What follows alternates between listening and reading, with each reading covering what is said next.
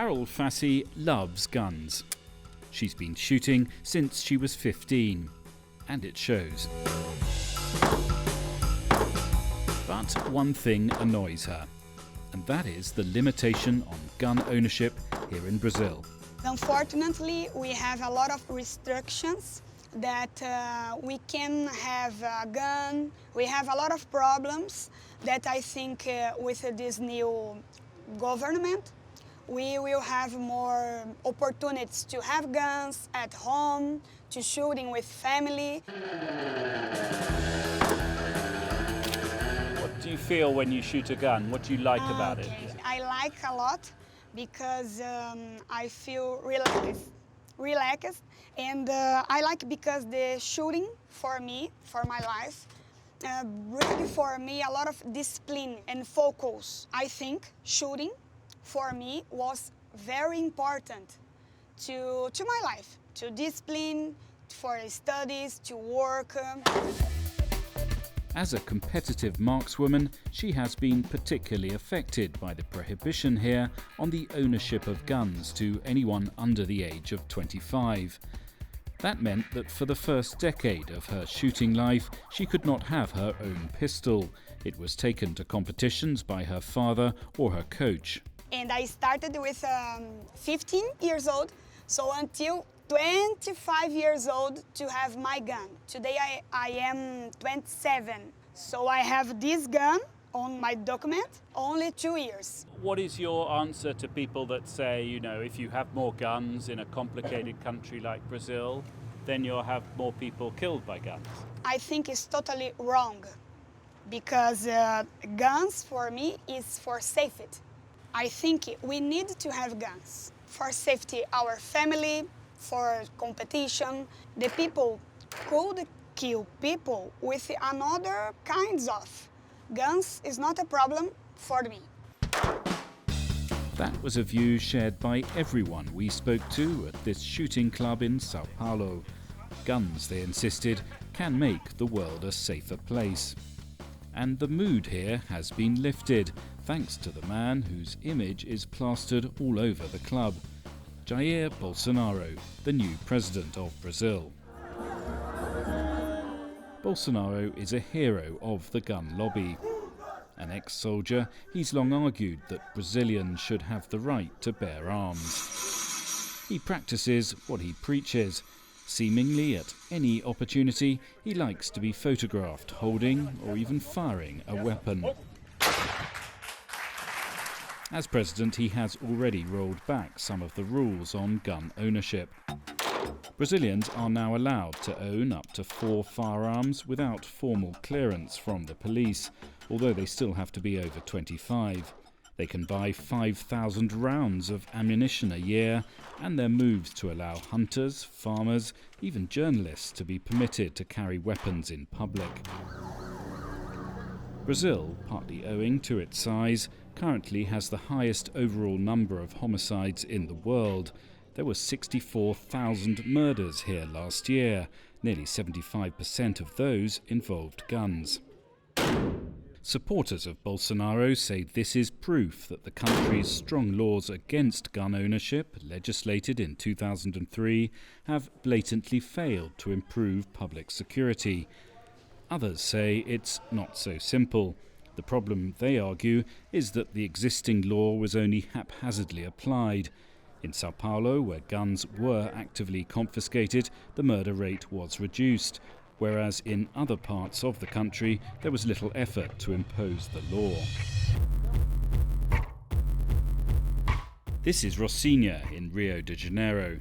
It is one of the largest working-class communities in Latin America. In the space of just 8 days earlier this year, 12 people were killed by guns. Several were victims of battles between drug gangs. Others were shot by the police. Some of the killings seemed random. Davidson Faias de Souza was one of those that died. His mother, Marlene da Silva, says he was an innocent victim, sitting on his porch with his 10-month-old son on his lap when he was shot dead. Acabou com a minha família, destruiu a minha família, estruturou a minha família, entendeu? A minha família era unida, era feliz, não tinha desavença, não tinha nada, tudo que a gente ia fazer ali era junto. Hoje, acabou. Her daughter-in-law, Tainade Oliveira, says the number of guns here only makes things worse. É uma sensação muito ruim você acordar de manhã, levar sua filha para a escola, você ir trabalhar, descer a escada da sua casa e esbarrar em uma arma. E sendo que os traficantes entre eles têm muito acidente. Acidente, eu não sei se é intencional, da arma cair no chão, balear alguém, balear um morador, de raspão. Eu acho que se as pessoas tiverem um acesso à arma, vai piorar bastante. Porque sem a gente ter porte, poder ter porte, ter mais acesso à arma já é difícil. Tem muito caso de bala perdida, de acidente com arma, de até a execução mesmo. Imagina se a gente pudesse ter porte de arma legal, cada um conseguisse ter um acesso à arma, como não ia ser? E fora que eu acho que isso é mais para os ricos, né? Porque um pobre não tem como ter acesso à arma, até porque é caro. Bruno Pais, an academic and expert on violence, supported the legislation to remove guns from private ownership in 2003. He believes that the state, and ideally only the state, should have lethal weapons. We need to take the monopoly of the force back, because today we have among Brazil different small groups that try to use force to defend their interests, their self-interest. So the states need to take the control of the monopoly of violence back. So we don't need to give them the firearms to the people. We need to take these arms out of the streets. What most concerns him is the bellicose discourse of the president, who has repeatedly stated that criminals need to be confronted with force. So it's not only about the specific changes in the rules, but it's about the spirit of the things. So we live, as the president is saying, we live in a war. There are some scapegoats among the population. They are poor black people. They live in the poor neighborhoods and they are dangerous. And we need to survive. So we take our guns and we need to defend ourselves by these bad guys. That's the message of the That is the message. So this message is very dangerous. Back at the gun club, the view is that the bad guys have the guns, whereas law-abiding citizens are restricted from owning them. Members here point to what they say is a pertinent example of how armed civilians can stop crime. Last year, directly outside the club, two men carjacked a vehicle in the street, apparently unaware they were just a few meters from dozens of trained shooters. Leonardo Palmieri and Vinicius Perez, both instructors, were inside the club at the time. We were here at the club and we were chatting after our usual train. One guy saw in the camera that they were robbing some customers that just got out. When we got out, the people that were inside the car, they already got out and the robbers were inside and they pointed us a gun. So we shot them a few times and then they were moving with the car and we shot a few times on the wheel. So they couldn't move a lot with the car, they had to abandon it and they got another one to get away. The thieves, who were not seriously injured, were later arrested. Do you think that story is an example of why people should have guns here in Brazil, why they should change the gun law? Oh yeah, for sure. Tell me why you feel strongly about that generally. First of all, we don't think that the right to own and carry a gun will fix all the problems we have regarding public safety. That's a really important statement to make. We believe in the right to defend yourself, to defend your family, to defend the ones around you. There's no way of doing that if the threat has a gun, if you don't have one. The only thing that is able to stop a bad guy with a gun is a good guy with a gun. Or two good guys with a gun, three good guys with a gun.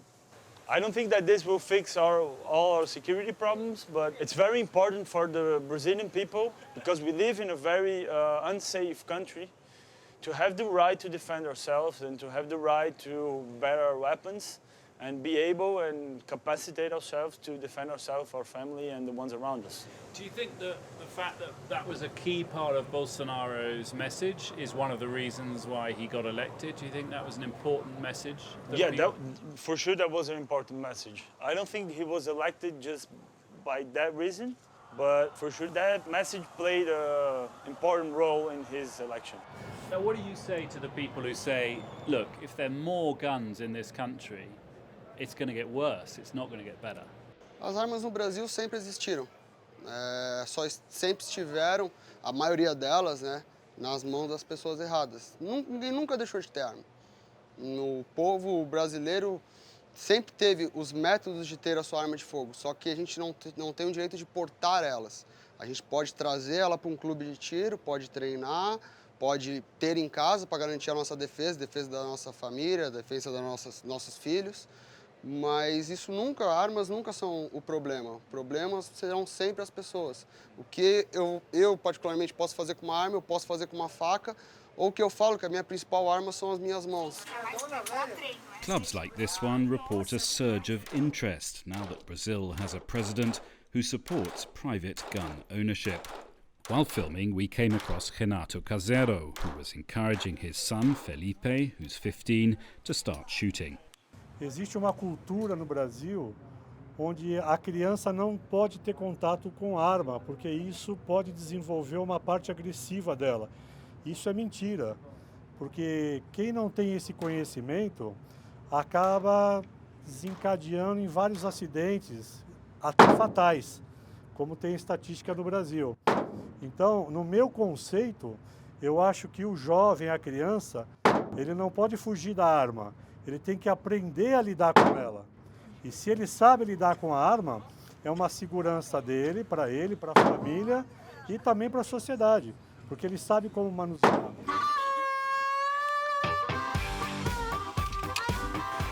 As for Carol, she said one of the main obstacles she faces in becoming a sharpshooter is not the law, but the idea that this is a man's sport. When I started shooting, I had some problems because I was so young. I had some good results, and the men didn't like, oh, this little girl is here shooting, and it's a little better than me. So a little, but now in Brazil it's better. If some parts of this club do seem more like Texas than Brazil, that's probably no accident. Would you like the laws to be changed so it's like more similar to the law in the United States in terms of gun ownership? Of course, it will be better because we have some problems here in Brazil with education, with a lot of problems that we needed to improve. But I think will be excellent, will be better if we can here to buy guns like at the USA. I think it's an excellent idea. Just as it is in the United States, the issue of gun ownership is deeply divisive in Brazil. But right now, the gun lobby has the upper hand, with one of its own in the presidency.